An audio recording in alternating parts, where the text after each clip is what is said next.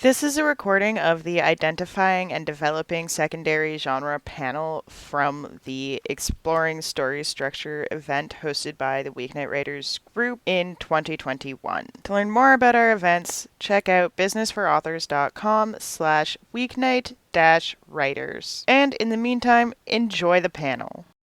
Our first question will be more of an introduction. So introduce yourself.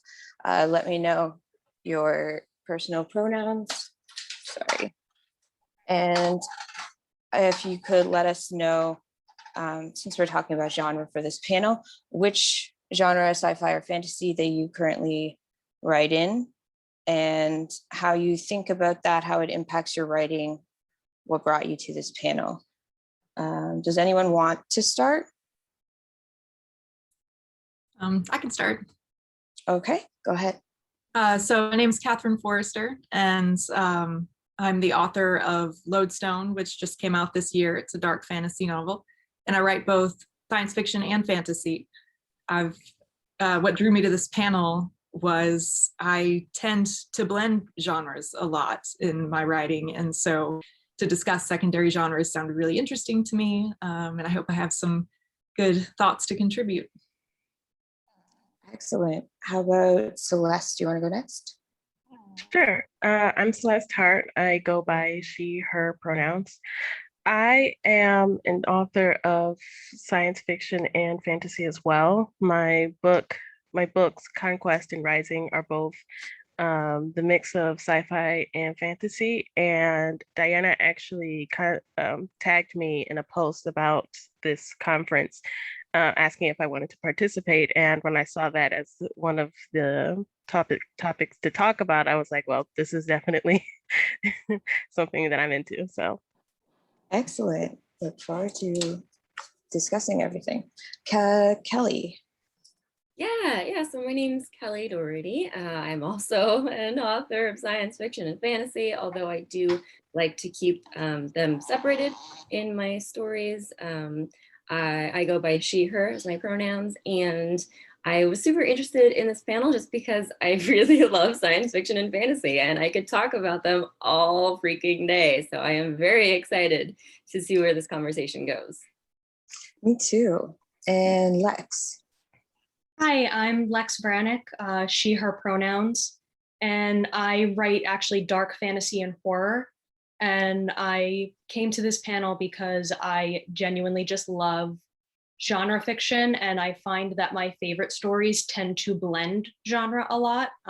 So I love talking about that and playing with those elements in my own work. Okay. So I write, but I mostly edit. So I have been doing a lot of story structure and genre studying, and I'm excited to talk about genre with all of you today. I'm sorry, my pronouns are she, her. I forgot to say that. So. Thank you. There we go. Okay, I think that's all of us. So first question is, for the purposes of this panel, I'm just gonna posit that science fiction and fantasy are external genres, and for the reason that they tend to mostly be, when we think about genre, we define it by, what's part of it, how we think about it, and a lot of it tends to be around the world building or the inclusion of magic or tech. And I just want to hear your thoughts on defining genre in this manner, thinking about it sort of commercially with an external as like the trappings, and then an internal secondary genre. What are your thoughts on that? Jen, Kat. Well, I think it's important for both to know your story as best you can, to know what genre it is, and the external genre first, I think, is a good place to start. So is it sci-fi? Is it fantasy? That's typically the easier way to go. And then what is your story about? What are you focusing internally on? Your characters, are they in a romance? Are they experiencing, like I write dark fantasy, which is generally a blend of horror and fantasy. And so it's just kind of what are your characters experiencing and where are you going to focus on that? And then, yeah. So from a marketing standpoint and everything, I think it's very important to be able to at least start to understand what your story is while you're writing it. Excellent point. Kelly, do you want to speak to that? Yeah, definitely. I think Kat hit it really on the head there. By marketing terminology, you really do need to know what category it belongs in, because you need to know all the metadata that you're going to put behind the books, and you need to know what audience you're really trying to target. But the story itself, it could be set in a far-flung future like science fiction, or a secondary world like fantasy. But really what it boils down to, the actual story, is the characters and their journey and what they need versus what they want, and how they change throughout it. And so that's how I like to look at it. Like, I know I'm writing fantasy, but really I'm writing about a broken character trying to fix themselves. And Celeste?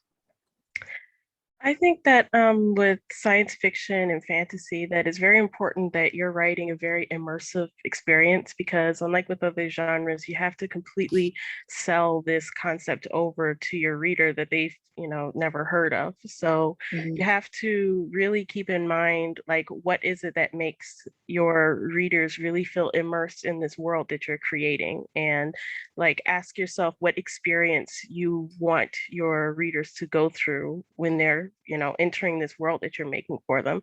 So I think that one of the biggest factors towards sci-fi and fantasy is to kind of have an image in your head for how you want people to experience the story, and then just do it. Excellent. And Lex? Yeah, I absolutely echo what my fellow panelists have said. Everybody has made really excellent points. And I think that there's also something to be said about when you're writing in genres like these, you're absolutely creating a separate world.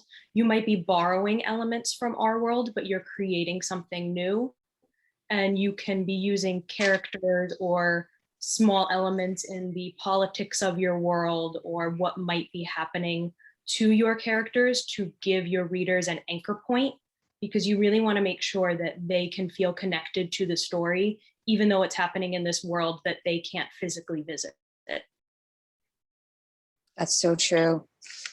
Yeah, so I find that science fiction and fantasy kind of gives you that sort of secondary world aspect, and then the content genres kind of further define the values at stake, or what the characters are doing sort of on the ground in that world that you've created. If anyone knows of StoryGrid, they recognize 12 content genres: action, horror, crime, Western, performance, status, thriller, war, society, worldview, and morality. And all of those obviously have subgenres attached to them. So let's also take a look at that idea. So for you guys, what is the difference between a subgenre and a secondary genre? Does anyone want to start on that one? Well, for me, and I'm writing Conquest and Rising and the whole Dragon Bones trilogy. That's actually something that I've had to ask myself many times over throughout the series, because it's not only, it has, for me, it had to be equal parts fantasy and sci-fi, but the romance is definitely a subplot, you know? So I feel like for those reading the story, they definitely feel the sci-fi and the fantasy like straight on, right? Because you have a lot of sci-fi elements. They live in the future. They have flying cars. They have holographic technology, but then they also have supernatural powers. They, have fire. There are dragons in the world. So I feel like that anything that's just basically like you're already saying that these two genres are on par for the subject. Like, they could basically be the subject of the story. And I feel like the subgenre is something that kind of takes a back seat. It's a subplot. It appears every now and then. It continues to develop, but it doesn't develop nearly as fast as the first two main genres for your story. So kind of like how much time you spend on those aspects. Exactly. Okay. Kelly? Yeah, it's a really great question. And I think for mine, at least, I'm writing high fantasy.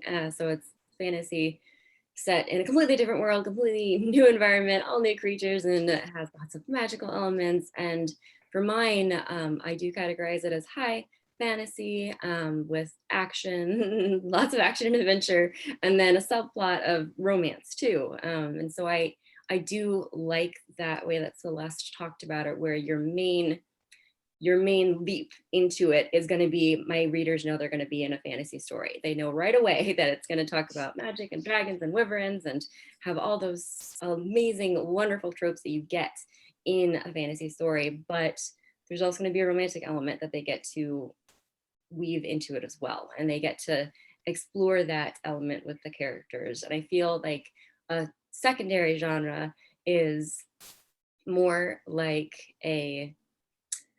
the overarching idea, whereas a subgenre is like a character building. You know, what kind of journey your character is actually going to go on. That's how I like to kind of break it down in my head. Okay. And Lex? I feel like you can almost put it into, I always sort of think of genre in like a marketing perspective. So I feel like your primary genre is going to be what's going to draw your readers in. So if you're writing a science fiction story, you want to market that to science fiction readers. If you're writing something that has horror as a secondary genre, you're trying to grab those people who love Alien or different things like that. And so that's going to be more of your thematic elements.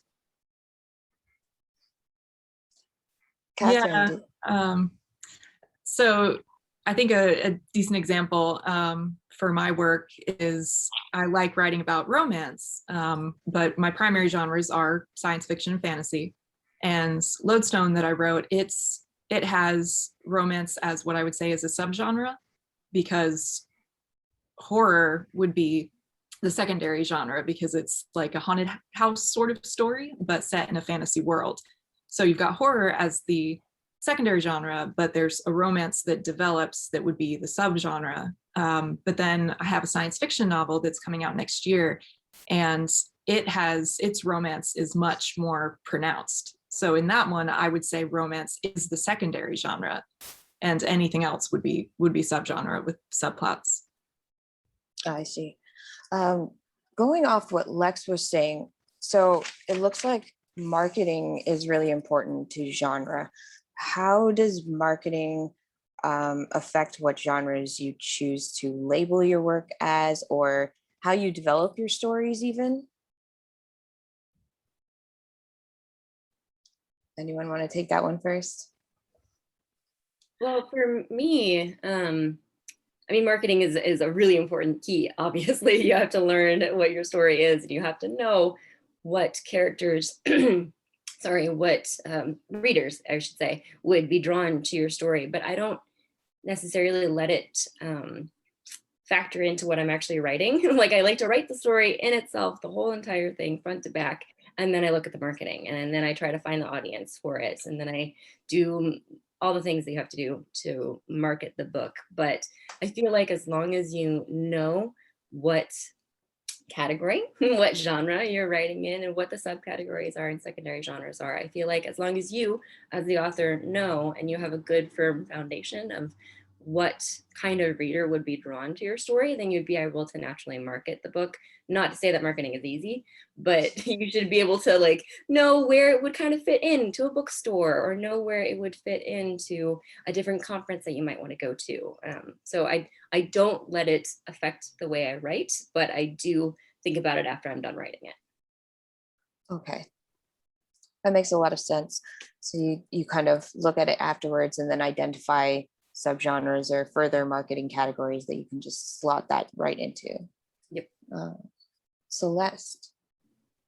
I kind of approach it the same way as Kelly. Like, I think that, well, first of all, my writing rarely goes as planned anyway, so it's hard to kind of do that as a 4-step or the first step. But I will say that I do kind of put a lot of afterthought into editing. And I think that during editing, when I see one of this a subgenre isn't as strong as it needs to be, that I either reinforce it or remove it entirely. So I do think that it can be an afterthought later on in the process where you can kind of analyze it with a more analytical mindset and say, okay, this is nice to imagine all these subgenres and subplots that I put into it, but I don't know if all of that is actually going to work. So I do think that kind of analyzing it afterwards is a good way to work, even if you're kind of, writing off the seat of your pants. Good thoughts. Lex?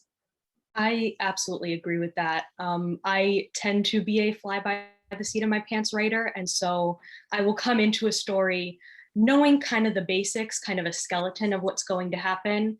And I'll have a sense of, well, it's probably going to have horror elements because that tends to be what I write. It might feel like an urban fantasy because that tends to be what I write, but I won't fully know how to market it or what genre to categorize it as until it's finished and edited and I can see what titles I can compare it to, what kind of audience I'm trying to reach. Yeah. I approach it similarly, but one thing that I tend to do is I know what my primary genre is and start developing the story from there. But then if I know that there's going to be a secondary genre that's going to factor in a lot, then I try and read books in that secondary genre where that's their primary genre. And that way I can focus on what's, because usually the secondary genre might be one that I'm not as familiar with. So reading what other people have written in that genre, whether it's horror or romance, which tend to be my secondaries, that's an approach that I do while I'm in the writing process. And then later is when severe marketing comes in, where it's like, okay, what really is this hammered down? So Celeste and Lex, when you guys are, you tend to write your books first and then kind of analyze them for marketing genres later. How do you decide which of those subgenres you fit into? Kind of, let's talk a little bit about how we decide where our books fit into more smaller categories within the larger categories that we've chosen. Like which subgenres resonate with you? Why do you pick them? And how do you go about marketing specifically to that subgenre? I think that a lot of subgenres is kind of decided by the characters, the cast that you choose, because I think it's just wholly dependent on the kind of adventure that they're going to go on. Because if this is going to be about, for instance, mine, an arranged marriage, then I mean, that's kind of automatically going to imply some form of romance involved in the plot.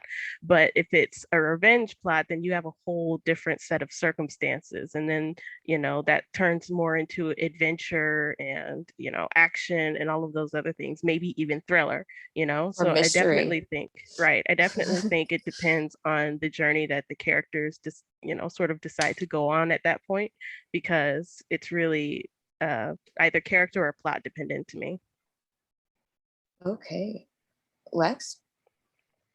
Yeah, a lot of the same. It's very dependent on each story, the elements that kind of come out while writing. And also, as Catherine said, I'll read a lot while I'm writing and kind of try to figure out, okay, this element of the story feels like this book that I read. So what genre is that? And can I find a way to kind of market towards that audience? Mm-hmm. Kelly? Yeah, so for me, in my writing, I'm writing a 5-book fantasy series. The second one just came out in November called Curling Vines and Crimson Trades. And because I'm writing a series and it's all set in the same world, I know automatically that it's going to be high fantasy. I know there's going to be action adventure. I know there's going to be slight thriller. I know there's going to be romance, because in all of my books have all of those elements in it. And so I already have those ideas in my mind. And much like what the other panelists were saying, I think the easiest way to, if you're stuck on marketing, the easiest way to figure a marketing technique out is to look in the genre that you're actually writing in and look at the books that came out before yours did and see what kind of marketing that they did, and not steal from them, but at least maybe try your hand at it and see what kind of techniques that you can pull from that and try to do it yourself. I mean, I love marketing, so I am always excited about a new book and the different opportunities that I have to kind of chat about it and shout about it online. But it is a really overwhelming process if you haven't done it before. So I think the easiest way is to find the book that you like that's in your genre and see what the author did in order to kind of promote themselves in their book.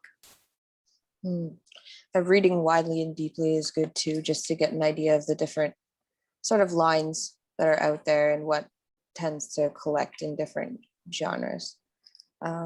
Catherine. Yeah, well, I agree. Like I said, I definitely read a lot, and it can delve into even like right now, the story I'm working on has a political secondary genre, which I am not at all as experienced in. So what I'm doing is I'm reading nonfiction, historical and modern political books, which is not at all the genre I typically enjoy reading for pleasure. You know, I tend to gravitate towards science fiction and fantasy books, but now I'm really researching political stuff and gonna apply that into a new paranormal book that I'm working on now. That sounds really fun, actually. Yeah, it's interesting. new experience. For sure. Are there any, so if a person is adding something new to their book, like in this way, do you have any suggestions for how to do research on that genre, or how things are presented so that you can get that sort of flavor that maybe you aren't familiar with if you're working in it now? I think definitely, like the other panelists have said, that reading in that genre is a very good idea. One of my favorite places to get recommendations is Reddit, because there's like you're definitely going to find people talking about like the most famous writers and books in that genre. You're going to get a lot of fanatics that just absolutely adore the genre to tell you all about it. And I think that's definitely two of the biggest sources of that, is just to kind of get straight into the fan base of those genres and figure out like what is the pinnacle of this genre, and then get from basically the masters of that genre like what is the core elements that you're looking for in a book of this kind. Yeah, I think that's really important. Determining the core elements of the genre, that is. Lex, do you want to speak to that as well? Sure. I definitely agree with everything that Celeste said, and something that she said that stuck out to me too is looking at the fan base for different genres that you're writing. If you're looking at what do the fans like, what kind of stories are they gravitating towards, what little niche stories do they really like too, because sometimes you'll see, if you're on Instagram or TikTok or whatever book platform that you're using, there's always going to be these super popular books, but what kind of smaller things are people talking about, and look at those as well, and what elements did that writer do differently that really appealed to people, different things like that. Are there specific places or platforms or groups where you really find good feedback for this sort of thing? I've been pretty entrenched in book TikTok lately. It takes a little bit of digging to really get to those more niche people. When you first start, you're definitely going to be seeing the same titles over and over again. But once you start looking, if you know, okay, I'm writing, or I want to read more fantasy and I want to read more paranormal fantasy, like I want it to have something like that, start looking at those hashtags and see what people are posting. Good thoughts. Kelly. Yeah, for me, I actually gravitate more towards YouTube and booktube. Do you have any favorites? Oh, I have so many favorites, but I think it really depends on what you're looking for. Kind of like what Lex is saying. Like my favorites are going to be very different than your guys' favorites. But I feel like because I like seeing people talk about their work and seeing people have conversations about it, kind of like what we're doing right now. I always gravitate towards like using the hashtags, trying to find conversations around high fantasy, because that's what I'm writing right now. And I just love going to YouTube and just seeing what other, particularly readers, not necessarily authors, but particularly readers who are shouting out about their favorite high fantasy book, or like Lex was saying, there are kind of niche fantasy books that just came out and nobody knows about it. So I'm going to shout all about it, and then I get to learn about it too. But that's a platform that I always gravitate towards. Catherine, any favorite platforms or places for you? I'm going to second Book Talk on TikTok. I've recently jumped into that maybe a month ago or so, and it is fascinating. And it's just such a fun way to see what readers are interested in, because they are so passionate there in making these videos and being really creative with how they both share what they love and kind of advertise what they love to other people too. It's kind of like they're marketing themselves often as trying to gain followers and all that. And so it's interesting to learn from their marketing techniques to the reader community, and then as an author kind of piggybacking off of that. So I love Book Talk. It's really a cool place.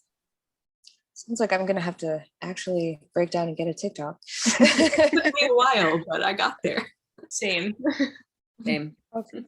Well, we've got an audience question that says they're worried to read in their genre, the one that they're writing, because they're scared to copy it. How do you avoid doing this? So maybe to expand the question a little, we're going to be reading within our genres and our subgenres in order to determine those specific tropes and things that we need to like that are included for that genre. Where does it become formulaic, and where are you adding your own voice in that genre? Does anyone want to take that one first? Lex? Sure, yeah. I think one of the most poignant things that I've ever learned about this came from one of my English professors a long time ago, who sat us down and said, everything's been done already. Every story has already been told. We have been rehashing Shakespeare, rehashed mythology. So I absolutely understand that fear of, I'm going to start copying the things that I'm reading. Don't think of it as that. Think of it as getting inspired, and think of it as, what can I as an individual add to this type of story? What does my perspective add to this type of story? Celeste? Well, I think a lot, something that even like Lex is saying, people underestimate is, first of all, the editing process, because when you start out writing something, it hardly ever ends up staying that way after you've gone through so many rounds of edits. So even if that was your initial inspiration, chances are by the time you've reached the second, third, fourth draft, you'll have some other source of inspiration to worry about. But also something that I think writers don't really think about, because they don't really think about the marketing half of things, is that marketing is literally doing the exact same thing that others have done because it works, you know? So to some extent, you do need to be following others' examples, because those exact same tropes are working for a reason. So definitely, I think just go into it and like finish your project and do what you need to do, because chances are it's going to end up okay anyway. Very true. Catherine? Well, so one trick that I do, because I used to be afraid of the exact same thing, and when I first started writing, I didn't read anything while I was writing because I was afraid of that. But what I do now is I outline my story completely before I start writing, which helps for a lot of reasons. But in this case, it makes me stick to my story as best as I can. And that way, even if I read something and I am inspired by it, but it helps me stay true to my story and not be tempted to kind of copy what other people are doing. That's my approach. Okay. And Kelly. Yeah, for me, Kat, I actually do the same thing. I outline my story too. It's a recent thing that I've been doing with my fantasy series, only because it is a series, and you actually have to know what's going to happen in each book. It's a thing.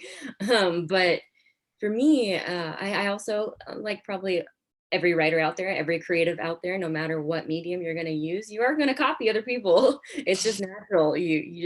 You're especially when you're first learning, if you really latch onto a story, you're going to want to write a story about the same thing. But I like to see it as a way to kind of subvert the story. So we all know about the major tropes in fantasy, right? One of the bigger tropes is like a magical artifact, where a character has to go on a quest to get this magical artifact, and then the magical artifact will save the day.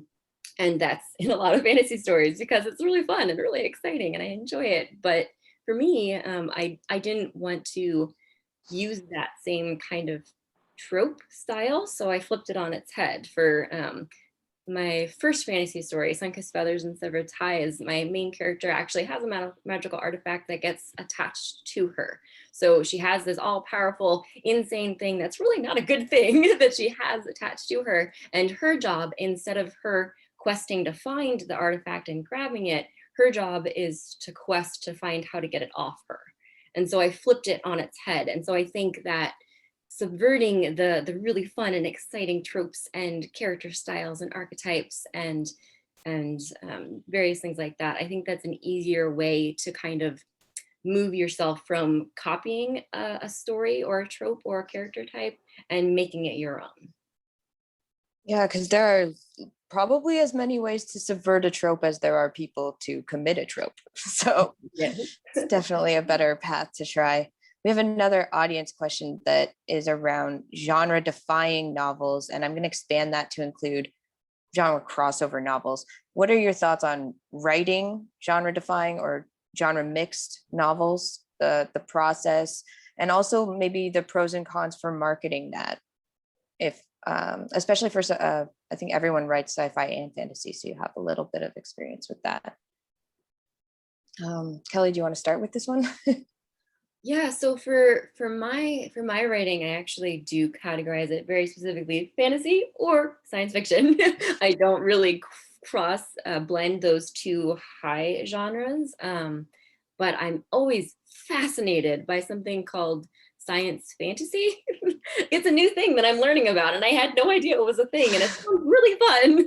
And so I'm actually looking for more reads, looking for more recommendations about that. And I think one of the strengths of having a cross blended genre like that is you do have two audience types to pull from, and you can market it to two very distinct types of people, which I think is really cool and really exciting. But it might also get a little bit more difficult to try to figure out which audience member you're actually trying to write for, because the common idea is to have one particular person, one particular audience member there. You're going to write for one type of reader that you are going to try to target your story towards. And I mean, I guess there are a lot of people who like both science fiction and fantasy. All of our panelists here do. So maybe it wouldn't be as difficult as I'm actually thinking about. But yeah, anyway, I am fascinated by the cross blending of both science fiction and fantasy. And I feel like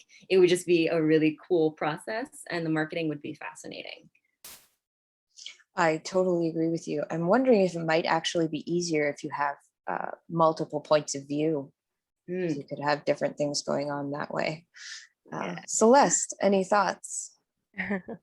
Well, that is, the purpose of my books. So.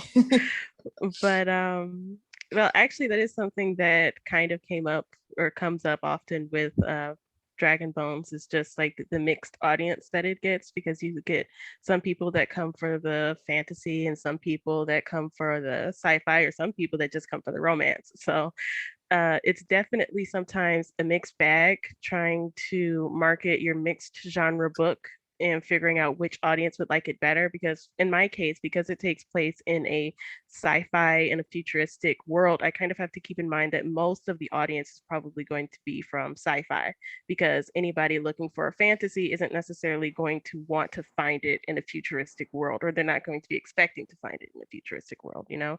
So, or the closest audience to that might be urban fantasy. So I think you have to definitely be aware of who's going to feel most familiar with the genre that you're presenting, because, you know, people who come for a specific genre, because it doesn't even have to be fantasy and sci-fi, it could be horror, right? If horror readers are having a certain expectation and you know that you're defying it, I think you kind of have to be upfront about it. So I think that's definitely one thing to keep in mind, is to definitely be upfront about the reader's expectations, so that when they get into the book, they're not disappointed. Because readers, you know, coming to my book definitely know that it's sci-fi and fantasy. So I feel like that being upfront about that is important. Yeah, so don't have a romance where somebody dies in the end. If you're gonna market to romance readers who want a happy ending. Don't get that crowd mad. Definitely not. Catherine. I definitely agree with everything that's been said already. I think there are times when blending genres and not knowing what your genres are is okay. It comes with struggles, definitely, either if you're querying agents or if you're trying to market. It's really hard sometimes to know what audience you're aiming for, but there are people out there who want something brand new that's not labeled, and you can take that chance. You can take that gamble. If you really aren't sure what your book is, then sometimes you just go for it and you let it speak for itself.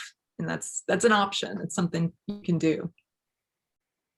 Suppose the marketing might be a little more hit or miss, since you have to kind of figure out which definitely established group most resonates. Lex, any thoughts? Yeah, I echo everything that everyone has said. And I would also say, don't underestimate the power of comparative titles, especially when you're blending 2 or more genres. If you can pull books from, say you're working with 2, you're working with science fiction and fantasy. If you can pull comparative titles, 1 from each, you can help grab those audience members. That's a good tip. Another question from the audience. How do you balance the expectations readers have of your genre versus your own interpretation of it? Do you take this into account during the planning and outlining of your work, or after you've written it and when you're evaluating it, possibly even later when you're marketing? Who wants to start that one off? I can start. I've got a good example. Okay. Okay, perfect. Yep, that's fine. Go ahead. Okay. So with Lodestone, it's got horror, it's got fantasy, and it's got romance, as I said. And when I first started marketing it, I was calling it a dark fantasy romance, because I personally love the romance aspect of it. And I was just like, oh, okay, yeah, this stands out. Well, some people agree with my point of view, but I had other people who review it or whatever who are like, well, there wasn't enough romance. Or some people are like, I liked that there wasn't as much romance and it was a subplot. And so it's like people who were expecting a dark fantasy romance, with romance being that primary genre, they tended to be disappointed. And I was like, oh no, like, did I mislead them? Like, but that was how I had interpreted it. So since then, I've kind of honed in and focus more on the dark fantasy aspect. And so people are pleasantly more surprised when they're like, oh, there was a cute romance too. So it's interesting. It's been an interesting process. Yeah, it seems like you can. How difficult was it to sort of have to upgrade that or change it in the middle? It wasn't too difficult, because I feel like with my marketing, I could just kind of, since dark fantasy had already been in there, then I could just leave off the romance part and mention that there's some romance in there, or compare this sort of a Beauty and the Beast sort of ish story, a little bit inspired. And so if I mention that that's in there, then people are automatically like, oh, okay, it's got a romance, but it's a dark fantasy. So I really just tweaked the wording a little bit and it seems to have worked. Queuing up the expectations differently. Mm-hmm. Lex. I feel like I kind of tend to lean into very traditional elements of my primary genre is horror.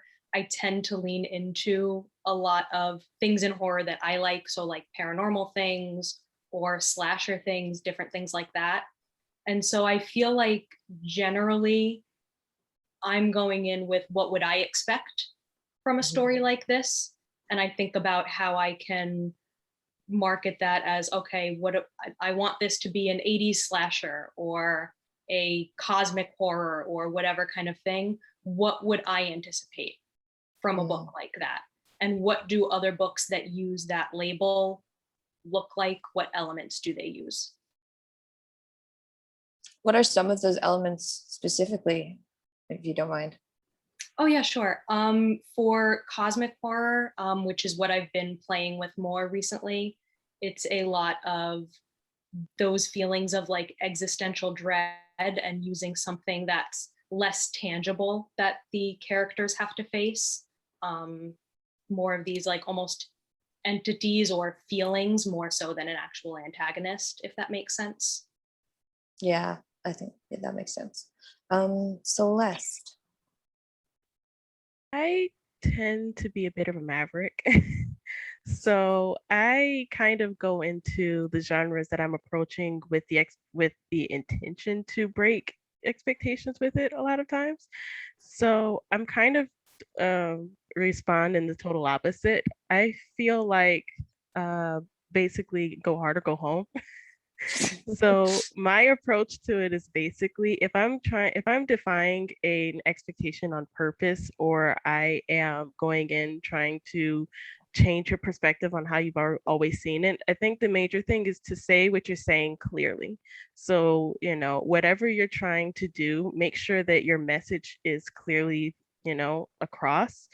Even like Kath said about her romance as a subgenre, some people didn't think it was as strong. And in my story, I kind of did that on purpose. I wanted it to be a slow burn romance for the purpose of the characters that I was writing. So, but I feel like that was something that I was upfront about. That was something that even in marketing, I made sure to emphasize it was a slow burn romance. Like it wasn't going to go anywhere too quickly. And I feel like at the point where it's a difference in taste, when someone says, I would have preferred more romance, I think that's a critique that is valid for that person's perspective, but it doesn't mean that I didn't say what I wanted to say about the story. Excellent points. And I think Kelly. Yeah, so for me, I'm actually going to echo what Celeste said, because I also go into stories with the intent to subvert common tropes because I love doing that and it's really fun. It is really fun. It's just fun. I just enjoy doing that. And I think it's fun for the reader too, because then they know that they're going to get a magical artifact in Sun-Kissed Feathers, but it's not going to be what you think. And they know that, there's going to be damsels, but they're not going to be in distress in my stories. And so it's just, I think what really matters is how you do market it. So like, what you want to do in the story yourself, the kind of tropes you want to subvert or the kinds of journeys and adventures your characters are going to go on. But really, you as the author knows that the readers don't know anything about your story. So it's up to you to really portray that in a way that they do understand and they can connect with. So like what Kat was saying about how she did romance at the very end and people kind of latched onto that because that was their thought of primary genre. I like to kind of subvert that by saying it has a dash of romance. A dash of romance. Not really, and there's romance in it, but it's just a subtle hint there. But I really think it is how you as the author market your book to make it as honest and as comparable as you possibly can, so the readers do know what they're getting into. And that spans all the marketing techniques that you do, including like panels that we're on right now. Like you just have to know what the reader would expect and basically try to market towards that, so you don't catch the reader off guard, because then that's how sometimes you get negative reviews and negative conversations surrounding your book. You want to make sure the readers understand what they're getting into. and then subvert it. But, mostly understand what they're getting into. So it's important to set up our readers' expectations before we're going to subvert them. Does anyone have any specific tips on how you do that with your genre or subgenre? I think to some extent people are looking for their expectations to be changed because we're an ever-changing society, and because we know that a lot of normatives were wrong in the first place, that sexism and racism, homophobia, all those things have influenced a lot of the genres as they are. So I think that they're actually expecting us at this point to turn these genres and these tropes on their heads. So I think that emphasizing where you're doing that and how you're doing that in your marketing, and say, hey, I have a fantasy, but in this case, the artifact, I'm trying to figure out a way to get rid of it, not to find it.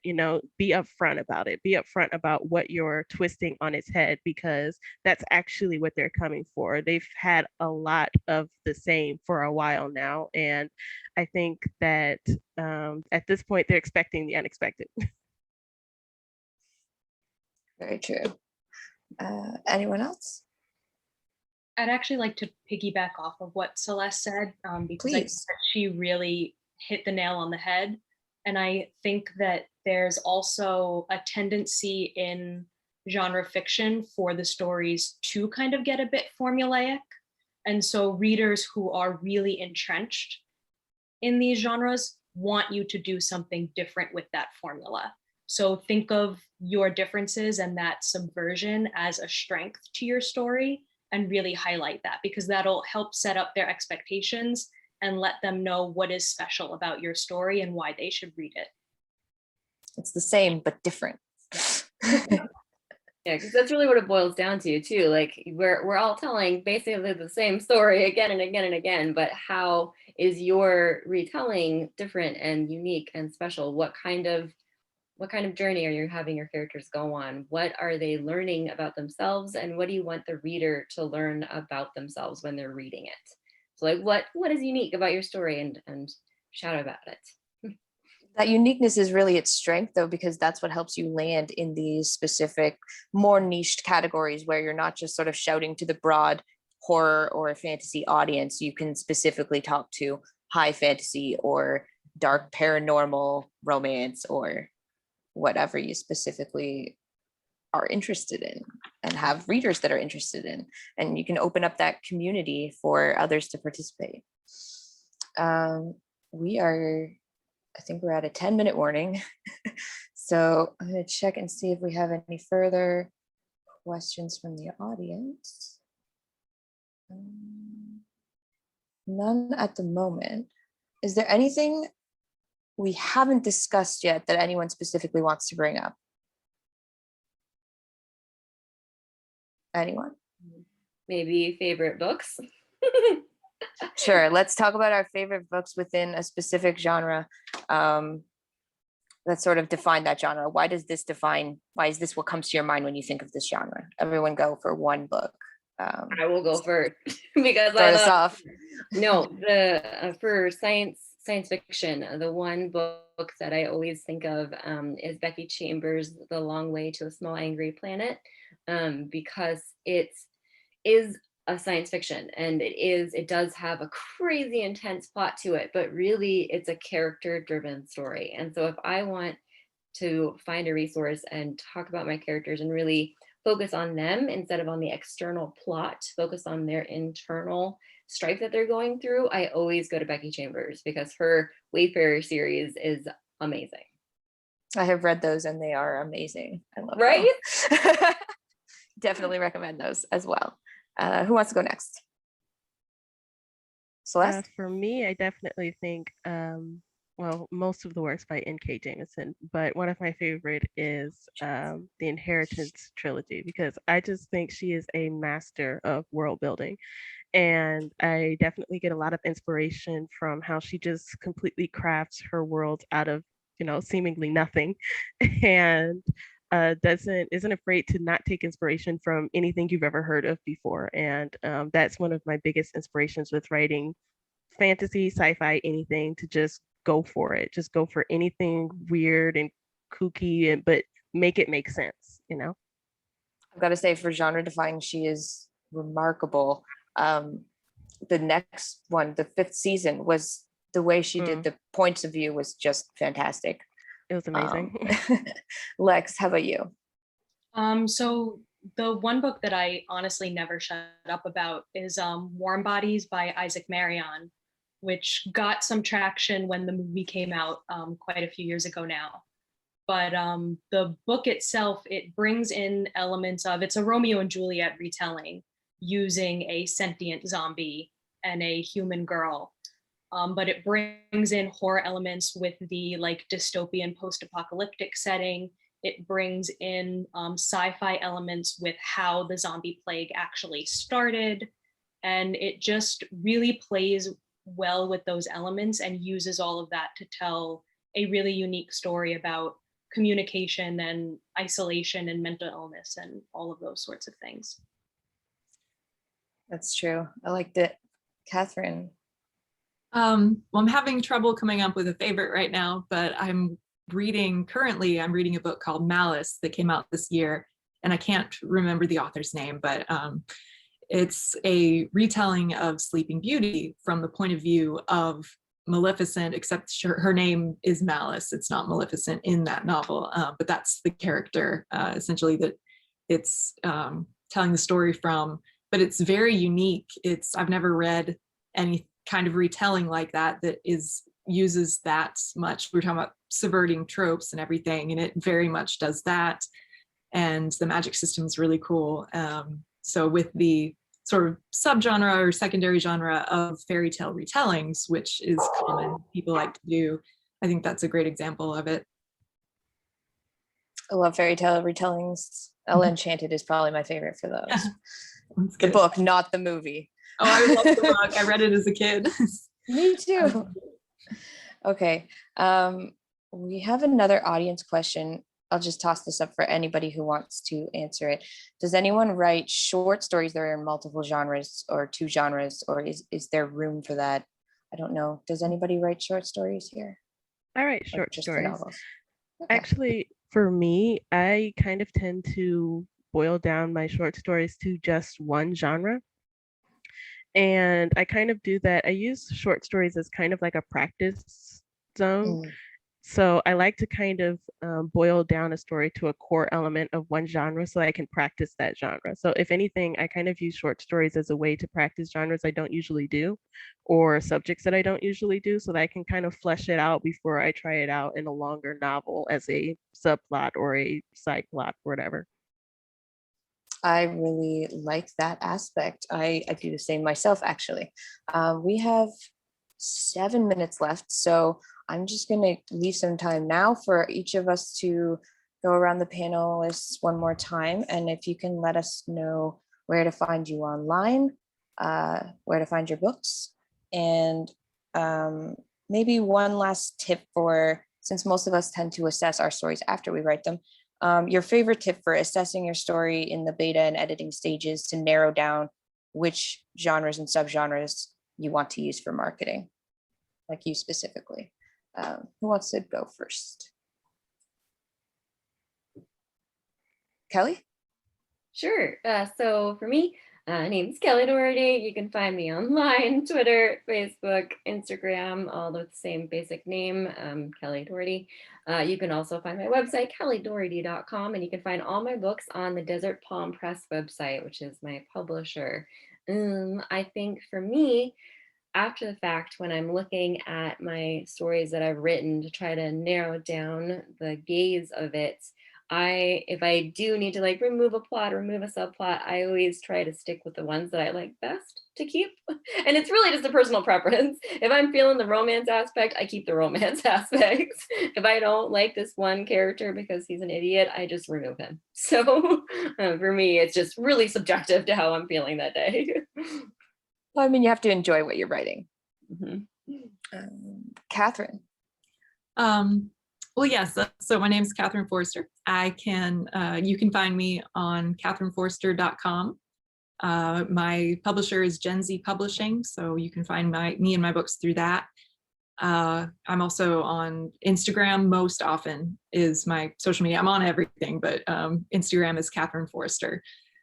And then I think with my process after I write the main book and I'm in the beta reading and editing stages, that's really when I start looking at books that are out now and in the most recent year or two to see what they're defining themselves as. And then if mine is similar or fits in with those categories, then I'll start to really kind of decide what fits best based on what's popular. So it's kind of like you're blending what's important to you and your story, but also for marketing purposes, like what is in your story that matches what's popular now, and kind of drive towards that a little bit, just because it's a business. Yeah, using some of the same words that they're using themselves to define those books makes sense. Lex and then Celeste. Yeah, so I'm Lex Brannick. You can find me across the internet at Lex Brannick on every platform except TikTok. I'm _Lexorcist. That's amazing. Had to play with that a little bit. All information about my books is on my website, lexbrannick.com. And I actually do have a short story out in an anthology that's being published tomorrow. So if you like crime horror, check out Gabba Gabba Hey by Fahrenheit Press. And one last piece of advice would be take a break from your book when you're done with it. Stick it in a drawer. Don't look at it for a few weeks.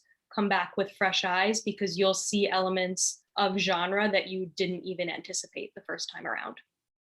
So important to take a short break, at least from your work, before you try to come back with an analytic brain. And Celeste. I am Celeste Hart on Twitter, Instagram, Facebook, just about everything. I can be found on the Immortal Works website. That's the publisher that I'm with. You can find my books on Amazon and Book Depository. Actually, on Amazon, Conquest, the first book in the Dragon Bone series, is on sale for 99 cents right now. So the Kindle version. So if you want to get in on that, that's available. My tip for editing for your subplots and your subgenres is definitely to be concise and to kind of ask yourself what you're trying to say with the genres that you're including in it, with the tropes that you're including in it. And if any of those messages are not coming across clearly, you need to either ask yourself whether you have a way to say it clearer or if they need to be included in all because you have a stronger message to bring across. So I think honesty with yourself and the story that you're trying to tell is definitely important. And make sure that as you're editing, you keep the most important elements to you in mind and make sure that those are the clearest. Excellent advice. I just want to say thank you to all of our panelists today.